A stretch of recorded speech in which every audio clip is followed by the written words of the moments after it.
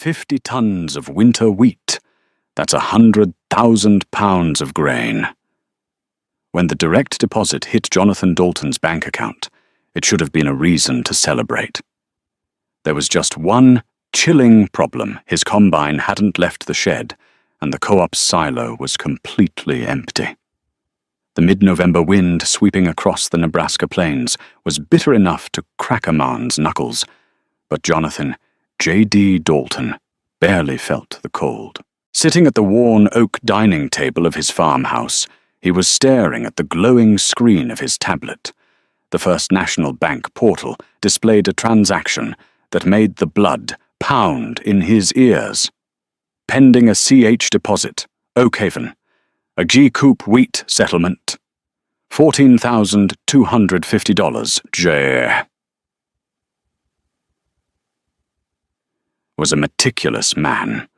At 58, his hands were calloused from 4 decades of wrestling with diesel engines and stubborn soil, but his mind was as sharp as a ledger.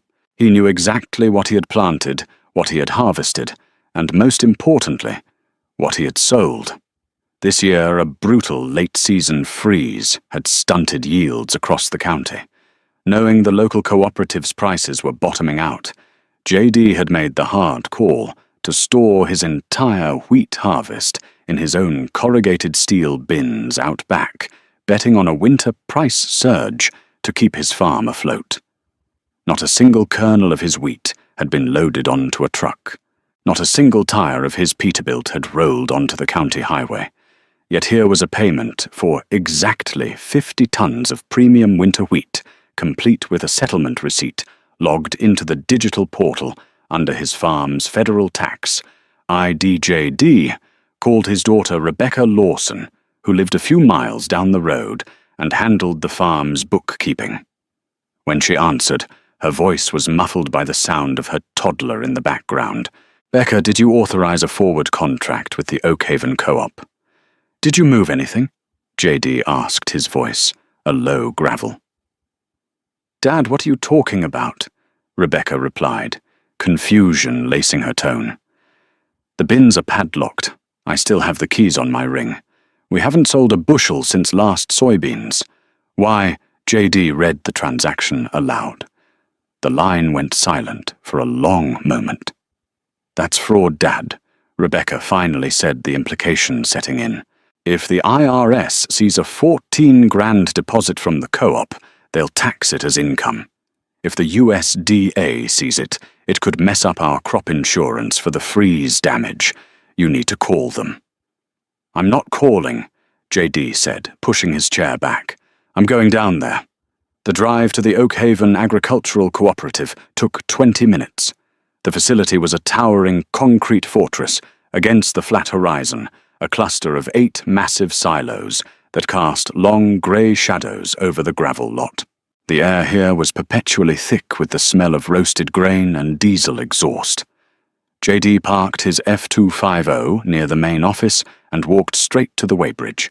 The scale house was a small glass-panelled booth perched beside the massive drive-on scale. Inside sat Samuel Higgins, a jumpy kid in his late 20s who had taken over the weighbridge operations 3 months prior. J.D. swung the door open, letting a gust of freezing wind into the overheated booth. "Samuel, pull up weigh ticket 88492. Samuel blinked, startled. He fumbled with his mouse, his eyes darting to J.D.'s unsmiling face. "Mr. Dalton, good to see you. Ticket 88492. Let me see." The kid's fingers trembled slightly as he typed. The screen brought up the digital receipt. J.D. leaned over the counter, reading the monitor. The ticket claimed that on Tuesday, at 2:15, p.m. J.D.'s truck, complete with his exact Department of Transportation numbers, had rolled onto the scale dumping 50 tons of wheat into the intake pit for silo number 4. There was even a digital signature scrawled at the bottom. "Who signed that, Samuel?" J.D. demanded. Samuel swallowed hard, a bead of sweat forming at his hairline, despite the draft from the door. It says you did, Mr. Dalton, or one of your drivers. Look, the system logs it automatically when the truck hits the sensors. I just hit print. I don't have any drivers, and my truck has been on blocks in the shed all week getting a new transmission. JD's eyes narrowed. You're telling me a ghost truck rolled up here, dumped ghost grain, and forged my name? I don't know. Samuel stammered, his eyes darting toward the main administrative building. You'll have to talk to Mr. Pierce, the manager. He handles the settlement adjustments. Gregory Pierce was relatively new to Oak Haven, brought in from a corporate agribusiness firm in Chicago. To modernize the struggling co-op, Pierce was a man of slick suits and perfectly manicured hands, a stark contrast to the dirt-stained men whose livelihoods he managed. When J.D. barged into Pierce's corner office, the manager looked up from his mahogany desk with a practiced politician's smile. J.D., good to see you. Pierce beamed, gesturing to a leather chair. To what do I owe the pleasure? Finally ready to move that grain you've been hoarding. J.D. dropped a printout of the bank transaction and the digital way ticket directly onto Pierce's keyboard. I want to know why you bought 50 tons of air from me, Gregory, and why my name is forged on a federal way ticket. Pierce's smile didn't falter, but his eyes hardened. He picked up the paper, glanced at it casually, and sighed, shaking his head. Ah, this. J.D., I apologize. It's a glitch in the new inventory management software. We've been migrating the old databases, and somehow it duplicated a load from last season, applying current market rates.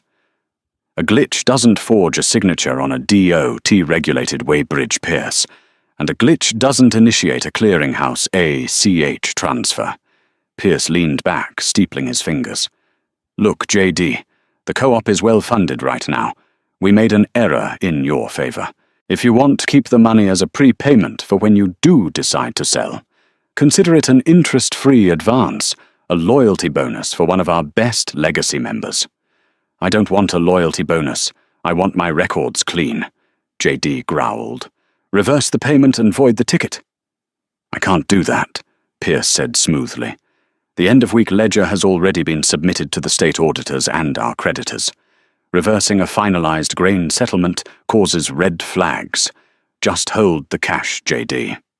Bring me 50 tons whenever you're ready. No harm, no foul. J.D. stared at the man. The casual arrogance, the complete disregard for the law. As J.D. turned and walked out of the office, the pieces began to click together in his mind. Pierce didn't want the money back. In fact, Pierce needed J.D. to keep it. The cooperative wasn't accidentally paying him. They were buying his silence. But why, as J.D. walked back to his truck, he stopped and looked up at the towering structure of silo number 4. A rusted warning sign hung on the access ladder. The silo had been condemned by the county engineer a month ago due to a cracked foundation. The intake auger had been removed for repairs. It was physically impossible to dump grain into silo number 4. The cooperative was logging phantom grain, and J.D. was about to find out exactly how deep the rot went. J.D. Dalton didn't sleep that night. He sat in his darkened living room, nursing a black coffee, watching the frost form on the window panes. By 2 a.m. he had made his decision. He pulled on his heavy Carhartt jacket, grabbed a heavy-duty flashlight, and drove back toward the co-op. He parked a half-mile down a dirt access road, cutting through a harvested cornfield to approach the facility from the rear perimeter. The cooperative was silent, lit only by the amber glow of the security halogens. J.D. knew this place better than his own farm. He had helped pour the concrete for the older silos back in the late 80s. He slipped through a gap in the chain-link fence behind the electrical substation and made his way to the towering shadow of silo number 4. The steel access ladder was freezing to the touch. J.D. climbed the wind, howling around him, tearing at his jacket. 60 feet up, he reached the catwalk that connected the upper hatches. He unclipped his flashlight and knelt beside the heavy steel inspection grate. There was a heavy padlock on the latch, but the hinges were ancient. JD didn't need to break the lock. He just needed to look inside. He pressed the lens of his heavy flashlight against the steel mesh and clicked it on. The beam cut through the darkness, illuminating the cavernous interior of the concrete cylinder. It was bone dry, empty all the way down to the sloped concrete floor. There wasn't a single bushel of wheat in the silo. JD pulled out his smartphone, turned on the video recorder, and panned the camera from the rusted silo number. 4 inches, painted on the catwalk railing, down into the empty abyss, making sure the time and GPS coordinates were clearly visible on the screen. He had his proof. The ticket was a complete fabrication. But the question remained, why would Pierce pay real money for fake grain? The next morning, JD drove to the state capitol, pulling into the parking lot of the Department of Agriculture. He didn't trust the local sheriff with this. Too many people in Oak Haven owed their mortgages to the co-op. Instead, he met with Mitchell Hayes, an old friend, who worked as a senior auditor for the state AG board. They sat in a dimly lit diner across from the state building. Mitchell, a balding man with permanent bags under his eyes, reviewed the video on JD's phone and the printed way ticket. "You're stepping into a wood chipper, JD," Mitchell said quietly, pushing his glasses up his nose. "Do you know what Oak Haven Co-op's financial status is?" "Everyone knows they've been struggling since the trade tariffs hit 2 years ago," JD replied. "Struggling is an understatement. They're technically insolvent," Mitchell whispered, leaning across the vinyl booth. Pierce was brought in to secure a massive line of credit from a federal agricultural bank to keep the lights on. But to get a loan of that size, the co-op needs collateral. In the farming world, collateral is grain in the silos. Physical inventory. The revelation hit JD like a physical blow. "He's inflating the inventory." "Exactly." Mitchell nodded. "Pierce is creating phantom grain on paper to boost the co-op's asset sheet. He issues a fake way ticket, logs the grain into the system, and shows the bank that Oak Haven is sitting on millions of dollars of wheat and corn. To make the audit trail look legitimate, he actually pays the farmers the settlement money out of the loan advances." "Using federal loan money to pay farmers for grain that doesn't exist," JD muttered. "That's federal wire fraud. Bank fraud. If the bottom falls out, the feds will seize everything. Any farmer who took that money could be indicted as a co-conspirator." "That's the trap," Mitchell said grimly. "Pierce isn't just faking records, he's buying complicity. Once a farmer accepts that direct deposit and doesn't report it, they're in on the crime. If they blow the whistle, they go down with him. You need to be careful, JD. If you have a fake deposit, Pierce assumes he owns you now." JD drove back to Oak Haven with a cold fury settling in his chest. He realized he wasn't the only one. Pierce couldn't inflate millions of dollars of inventory with just JD's 50 tons. He needed a network of silent partners. JD started visiting the older struggling farmers in the county under the guise of checking on their winter preparations. It didn't take long to find the crack. William Bill Carter was 72, drowning in medical debt from his wife's illness, and his farm was mortgaged to the hilt. When JD cornered him in his barn and confronted him about the co-op, Bill broke down. "Pierce came to me last month, JD," Bill confessed, wiping a grease-stained hand across his tired eyes. "He said the co-op was setting up a relief fund, said they were adjusting my previous yields to trigger a retroactive bonus. $30,000 just showed up in my account. He told me to keep my mouth shut, or the IRS would audit me into the ground." "Bill, they're using your name to defraud a federal bank," JD warned. "When the feds audit those silos and find them empty, they're coming for you." "What am I supposed to do?" Bill pleaded. "I already spent the money on Martha's treatments. If I turned Pierce in, I go to jail and I lose the land." JD left Bill's farm feeling the crushing weight of the situation. Pierce had engineered a perfect hostage situation, using the desperate farmers of Oak Haven as human shields for his corporate embezzlement. As JD turned his truck into his own long gravel driveway as the sun began to set, he noticed a vehicle parked near his house. It was a sleek, black SUV. Standing on the porch examining one of JD's rocking chairs was Gregory Pierce. JD parked the truck, leaving the engine idling, and stepped out. The gravel crunched loudly under his boots. "You're a long way from your mahogany desk, Gregory," JD said, his voice hard.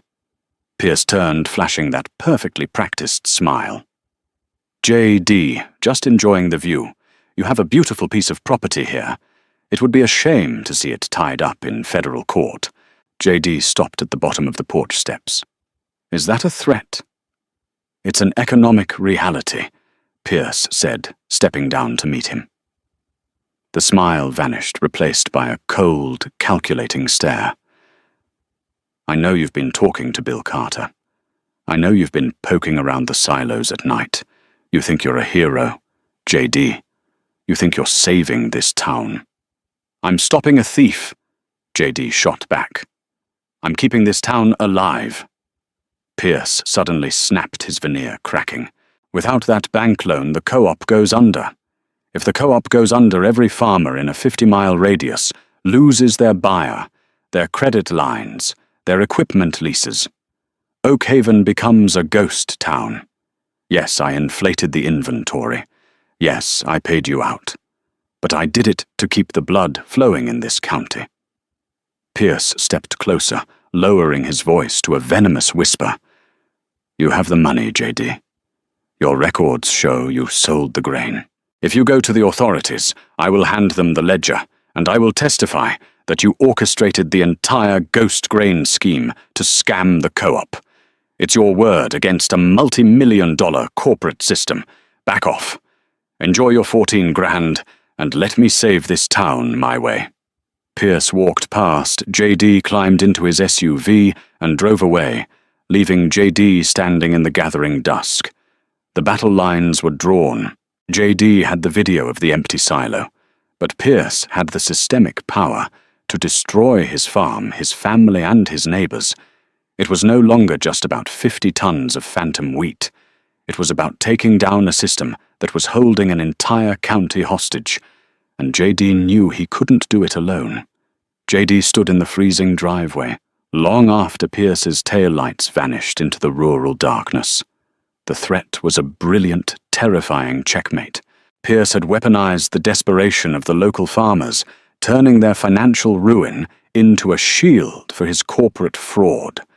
If JD went to the authorities with his video of the empty silo, Pierce would simply present the forged digital ledgers. Those ledgers would show JD and the others actively participating in the scam. Pierce would claim he was an innocent manager, duped by a coordinated ring of corrupt locals. JD needed the original, unaltered digital database files. The next morning, JD drove his battered truck into town, parking near the local diner. He waited until he saw Samuel Higgins, the nervous weighbridge operator, step outside for his smoke break. JD approached quietly, boxing the young man into the alleyway, behind the dumpsters. Samuel flinched, dropping his cigarette. JD did not raise his voice. He simply handed Samuel a printed photograph of the empty silo number 4. Samuel stared at the paper, all the blood draining from his face. JD explained the trap Pierce had set for everyone, including the lower-level employees who printed the fake tickets. "He is setting you up as the fall guy," Samuel, JD said, his tone cold and steady. "When the federal auditors arrive, they will see your login credentials on every single forged way ticket. Pierce will say you took bribes from the farmers to falsify the intake loads. You will face 10 years in a federal penitentiary." Samuel began to shake, leaning against the brick wall for support. He admitted that Pierce had forced him to bypass the safety protocols on the software. "I can help you," Samuel whispered frantically. "But we need the server backup from last month, immediately." Samuel explained that Pierce had initiated a system purge scheduled for midnight that Friday. The purge would permanently erase the old database, leaving only the newly fabricated inventory records. To save themselves, they had to steal the physical backup drive from the server room before the system wiped the history clean. The server room was located inside the main administrative building, locked behind a heavy steel door requiring keycard access. Pierce kept the only master keycard on a lanyard around his neck. JD nodded slowly. He knew they could not break into the room without triggering the silent security alarm. JD formulated a plan. He called Mitchell Hayes, the state auditor, explaining the situation. Mitchell agreed to secure a provisional immunity deal for Samuel, provided they delivered the unedited master ledger. The operation was set for Thursday evening, just hours before Pierce's scheduled data purge. As the sun dipped below the horizon, painting the sky in bruised shades of purple and black, JD parked his truck behind the old grain elevator. The winter air was biting. Samuel met him by the loading dock, shivering uncontrollably in his thin jacket. He swiped his standard employee badge to unlock the back corridor. The building was dark and quiet, save for the hum of the heating unit. They crept down the linoleum hallway toward Pierce's corner office. Samuel's hands trembled as he bypassed the outer security lock, using a maintenance code. They slipped into the manager's office. The master keycard was not on the desk. Panic seized Samuel, but JD remained calm, methodically, searching the heavy mahogany drawers. He found the keycard hidden beneath a stack of fraudulent loan applications. They moved swiftly to the basement level, where the server room hummed with rows of blinking lights and cooling fans running extremely high. JD swiped the master keycard. The heavy door clicked open.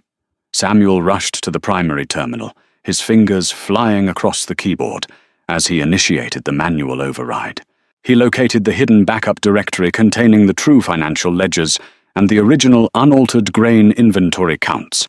He plugged a heavy encrypted flash drive into the console. A progress bar appeared on the screen, crawling painfully slowly. 10%. 20%. Suddenly the heavy steel door swung wide open. Gregory Pierce stood in the doorway, holding a heavy iron wrench. His slick veneer was completely gone, replaced by unadulterated blinding rage. "I knew you were a stubborn old fool, JD," Pierce snarled, stepping into the glowing blue light of the server room. "But I never expected you to drag my own employees into your suicide mission." Pierce lunged forward, swinging the heavy wrench toward the computer terminal. JD intercepted him, tackling the younger man into the server racks. Metal crashed and sparked as the two men wrestled on the cold floor. Pierce was younger, but JD possessed the desperate, hardened strength of a man who had worked the land his entire life. He pinned Pierce down, grabbing the large metal wrench. JD tossed the weapon across the room, pressing his forearm against Pierce's chest. "It is over, Gregory," JD growled, breathing heavily. "The game is finished."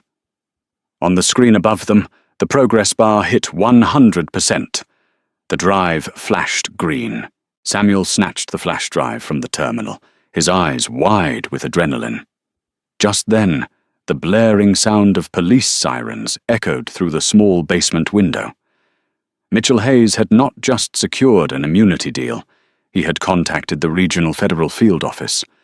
Heavy boots pounded down the hallway upstairs, echoing loudly through the silent concrete basement structure. Pierce stopped struggling, a look of absolute defeat washing over his face as federal agents burst into the basement with their weapons drawn. JD slowly released his grip and stepped back, raising his hands to show he was unarmed.